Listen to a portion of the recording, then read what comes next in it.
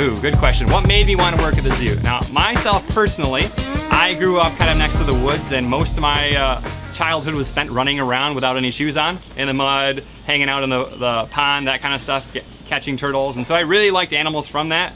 And so as I grew up, I kept learning more and more about animals. I watched TV shows like Jeff Corwin and Jack Hanna, Steve Irwin, all those kind of guys were my idols, and I really wanted to be like them.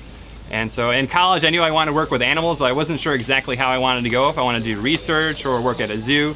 And then I found out that there's actually jobs out there where you can tell people about animals, which is one of my favorite things in the world to do. Welcome to our 4 o'clock Wildlife Encounter. I'm your host, Mike, over here in the safari vest. Joining me as well, this is Allie. You can see our young male that's out here right now. This is Jabulani. He's the 4th lion here at the zoo. His name is Savo, and he's actually 18 years old.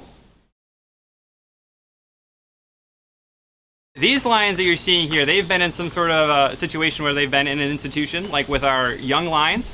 They were at a breeding facility in South Africa. That's where they were born, that's where they've been raised. So they kind of are used to this kind of feel. And certainly our big lion, Savo, he came from another zoo. So with a lot of cases with our animals at the zoo, they're born at the zoo, then they grow up, and then we may trade animals back and forth. So they're always kind of used to that zoo situation. But we'll do a lot of different things with them to try to keep them kind of encourage those natural behaviors. So that program I was talking about, enrichment, where we give them different toys, different types of foods, different smells and sounds, those are all things that we can use to kind of really give them a nice happy.